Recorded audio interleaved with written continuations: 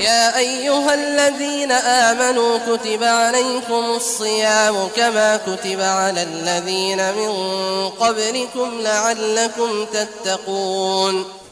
أعوذ بالله من الشيطان الرجيم. بسم الله الرحمن الرحيم. والصلاة والسلام على أشرف الأنبياء والمرسلين نبينا محمد وعلى آله وأصحابه أجمعين. وأشهد أن لا إله إلا الله وحده لا شريك له وأشهد أن محمدا عبده ورسوله صلى الله عليه وسلم ثم أما بعد. Allah Azza wa Jal dit dans le Coran al-Karim, Bismillahir Rahmanir Rahim, ووصينا الإنسان بوالديه حملته أمه وهنا على وهن وفصاله في عامين أن اشكر لي ولوالديك إلي المصير. Ce qui signifie, nous avons recommandé à l'homme d'être bienveillant à l'égard de ses parents. Sa mère a enduré de multiples souffrances, wahnan ala wahn, en le portant en son sein, en le mettant au monde et en l'allaitant 2 années complètes jusqu'au sevrage. Sois donc reconnaissant envers moi, et c'est Allah Azza wa Jal qui dit sois donc reconnaissant envers Allah, en disant envers moi, et envers tes parents. Ce verset est un verset parmi des dizaines et des dizaines d'autres qui illustrent la relation la plus importante que puisse vivre un homme sur cette terre avec une des créatures d'Allah Azza wa Jal. Et je fais passer la mère et le père avant même l'épouse ou bien l'époux. Ceux qui t'ont donné la vie, mon frère. Ceux qui t'ont donné la vie, ma sœur. Les parents n'ont pas simplement un statut reconnu en islam. Les parents sont un élément fondamental de ce que tu es. Premièrement, ils t'ont donné la vie. Le prophète sallallahu alayhi wa sallam nous dit, dans un hadith, dans la traduction du hadith, un fils ne peut s'acquitter de sa dette vis-à-vis de son père à moins que, le trouvant esclave, il le rachète et le libère. Subhanallah. Allah Azza wa Jal, par la bouche de son prophète sallallahu alayhi wa sallam et lui-même à travers le Coran al-Karim, nous informe de réalités criantes. L'importance des parents dans notre vie de musulman. Alors on va laisser de côté les films « J'aime ma mère, j'aime mon père et je leur désobéis ». On va laisser de côté les illusions « J'aime ma mère, j'aime mon père et pourtant je ne fais que les faire pleurer et leur faire des soucis 24/24 ». On va essayer de parler simplement en étudiant un petit peu le verset que j'ai cité au tout début, un petit peu comment Allah Azza wa Jal nous décrit cette relation première qu'il y a entre l'enfant et ses parents. Allah Azza wa Jal dit donc, dans la traduction du verset, nous avons recommandé à l'homme d'être bienveillant à l'égard de ses parents. Hamalathu ummuhu wahnan ala wahn. Sa mère l'a porté en elle-même, difficulté sur difficulté. Toi, mon frère, ou toi, ma sœur, qui a déjà été la cause du fait que ta mère verse des larmes, tellement tu leur as fait du mal, pose-toi la question. À ce moment-là, qu'est-ce que tu vaux? Ils sont ceux qui, lorsque tu étais malade avec toi. Lorsque tu avais une chose que tu mangeais qui passait de travers, leur visage changeait de couleur et d'expression. Ton bien-être passe avant leur propre bien-être. Ta mère et ton père ont tout sacrifié pour toi, sache-le. Tu es plus important pour eux que leur propre bonheur. C'est quand même extraordinaire, ça. Et une personne qui n'a pas d'enfant ne peut pas comprendre cela. Même si cette personne-là est amoureuse, par exemple, d'une femme, un homme qui est amoureux d'une femme, il dirait « Non, moi je sais ce que ça veut dire. » Non, après, tu sais pas ce que ça veut dire. Tu es animé par tes passions. Là, on n'est pas en train de parler d'être animé par un amour lié à des relations charnelles ou lié à des échanges intellectuels avec une femme de laquelle tu tombes amoureuse. On est en train de parler de ce qu'on appelle en arabe un fara', une partie de toi-même. Cette partie de toi-même, s'il fallait te sacrifier pour qu'il puisse vivre, tu le ferais. S'il fallait que tu sacrifies ton confort pour le leur, tu le fais. Et subhanallah, lorsque l'on a des enfants, c'est à ce moment-là qu'on se rend compte de la valeur des parents. Alors toi qui regardes cette vidéo, pose-toi la question.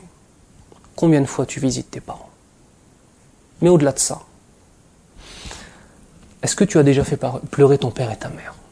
Et là, je voudrais faire une petite parenthèse.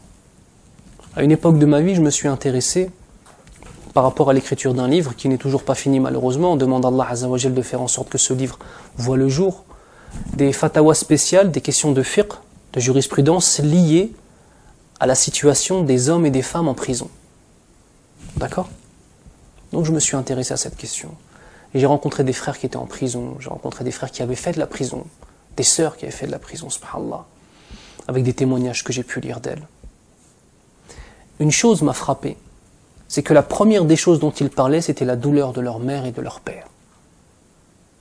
Il faut bien que la personne comprenne que lorsque tu commets un excès et que tu vas en prison, c'est ta mère et ton père qui rentrent en prison avec toi. Et ils vont encore plus mal le vivre que toi, tu as pu le vivre. C'est quand même extraordinaire, ça. Ça signifie que lorsque tu commets des actes, des délits, passibles de prison, de peine ferme, ou peu importe, passibles de prison, tu es en train potentiellement de mettre ton père et ta mère dans une situation de tristesse qui n'aura pas d'égal. Alors pose-toi la question. Qu'est-ce que toi tu as donné à tes parents alors que eux ils t'ont tout donné? Combien de fois tu les as protégés alors que eux, depuis que tu as vu le jour, ils ne font que te protéger et te préserver? Qu'est-ce que toi tu as donné? Et pense à ce que toi tu as reçu. De même, dans un hadith extrêmement connu, un homme vint voir le prophète sallallahu alayhi wa sallam en lui demandant quelle est la personne la plus digne de ma compagnie. Le prophète sallallahu alayhi wa sallam de lui répondre ta mère. Puis de lui dire et qui ensuite? Une deuxième fois, ta mère. Et qui ensuite? Une troisième fois, ta mère. Et qui ensuite? Ton père. La mère, subhanallah, wama adrak. La mère a un statut spécial en islam. Parce qu'elle a un statut spécial vis-à-vis de l'amour qu'elle donne à ses enfants. Ils sont sortis de son corps, subhanallah. Hamalathu ummuhu wahnan ala wahn. Comme on disait tout à l'heure dans le verset coranique, elle a porté son enfant en elle-même, difficulté sur difficulté. Les difficultés de la grossesse, les difficultés de l'accouchement, subhanallah. Puis ensuite l'allaitement et tout ce qui s'ensuit. De même, Abdullah ibn Omar, radiyallahu anhu, était à la Mecque et il fut intrigué par la vision d'un homme qui portait une vieille femme sur son dos lors du tawaf. Il l'interpella pour lui demander qui est cette femme. Puis cet homme de lui répondre quelle est sa mère. Alors cet homme a l'occasion de parler avec un des plus grands imams, un des plus grands savants que cette terre n'ait jamais porté, qui est Abdullah ibn Omar. Il lui pose la question, est-ce que je me suis acquitté de la dette envers ma mère? Le fait de la reporter sur mon dos pendant tout le Hajj. Est-ce que maintenant je me suis acquitté de la dette de la grossesse, de l'accouchement et du fait de m'avoir élevé? Puis Abdullah ibn Omar, radiyallahu anhu, du haut de sa sagesse et de sa compréhension profonde de l'islam, de lui dire « Tu ne t'es même pas acquitté, écoutez bien, tu ne t'es même pas acquitté d'un seul cri qu'elle a poussé lors de son accouchement. » Et dans une autre version, « Tu ne t'es même pas acquitté d'une seule contraction qu'elle a ressentie. » Sa mère sur son dos pendant tout le Hajj, et il ne s'est même pas acquitté d'un seul cri ou d'une seule contraction. Ça, c'est la réalité des choses. Ça, c'est la réalité des choses. Alors, voir aujourd'hui des hommes ou des femmes délaisser leurs parents, et ça arrive souvent ça avec des hommes qui, lorsqu'ils tombent amoureux, délaissent leurs parents, subhanallah. Des hommes qui, parce qu'ils sont amoureux, laissent leur mère, laissent leur père, c'est inacceptable et inadmissible. Des femmes qui, parce qu'elles sont amoureuses, laissent leur père ou laissent leur mère, de la même façon, c'est une chose qui n'est pas acceptable, subhanallah. On se doit d'être responsable et d'avoir conscience de la réalité des événements. Et la réalité des choses, c'est que nos mères et nos pères nous ont tout donné. Tout ce qu'ils nous demandent, c'est de ne pas leur faire de mal. Ça, c'est vis-à-vis des parents. Il y a encore tellement de choses à dire, subhanallah. Le mois de Ramadan est le mois, forcément, on va prendre des occasions de faire du bien. Parmi les choses bien, il y a le fait que nous avons souvent été séparés de personnes qu'on aimait, des amis, des gens avec qui on avait des relations fraternelles, ou alors des relations amicales, ou même parfois des frères et sœurs, des frères de sang et des sœurs de sang. Est-ce que tu ne penses pas que c'est le moment que tu pourrais choisir pour tenter de pouvoir te réunir avec eux, d'enlever les discordes et de pouvoir les retrouver. On appelle ça se réconcilier pour Allah Azza wa Jal. Tu ne vas pas te réconcilier parce qu'il avait tort et parce que toi tu avais tort et que lui avait raison. Tu ne vas pas te réconcilier pour obtenir un bien de la vie d'ici-bas, de l'argent ou quoi que ce soit ou des avantages. Tu ne vas pas te réconcilier parce qu'il faut te réconcilier. Tu vas te réconcilier parce que tu espères qu'Allah Azza wa Jal par cet acte te fera miséricorde au jour du jugement. En es-tu capable de cela? Ça c'est une vraie question. Le prophète sallallahu alayhi wa sallam nous dit dans un hadith extrêmement connu: La yu'minu ahadukum hatta yuhibba li akhihi ma yuhibbu li nafsihi. Vous ne serez de véritables croyants que lorsque vous aimerez pour vos frères ce que vous aimez pour vous-même. Il ne faut pas comprendre de ce hadith que je me dois d'aimer pour mon frère les choses que je possède. Non, ce n'est pas ça. Car toute personne aimerait posséder plus que ce qu'elle a. Si tu as une femme belle, tu aimerais qu'elle soit encore plus belle. Si tu as une belle maison, tu aimerais qu'elle soit encore plus grande. Si tu as des degrés de piété et la moitié du Coran, tu aimerais avoir le Coran en entier. Si tu as 5 enfants, tu aimerais en avoir 10. Tu ne te dois pas de vouloir pour ton frère ou pour ta sœur ce que tu as, mais tu te dois de vouloir pour ton frère ou pour ta sœur ce que tu aimerais avoir. Tes ambitions, tes espoirs. Tu te dois de le vouloir pour ton frère et pour ta sœur. Imagine-toi la relation d'amour intense que nous devons avoir entre nous. Al-muslimu akhul muslim. Innamal mu'minuna ikhwa. Certes, les croyants n'ont d'autre vocation que d'être des frères. Cette communauté musulmane à laquelle tu appartiens, qui est unie non pas sur une ethnie, non pas sur des convictions politiques, non pas sur un endroit géographique qui les a reliés, mais qui est unie par rapport à une croyance. La ilaha illallah.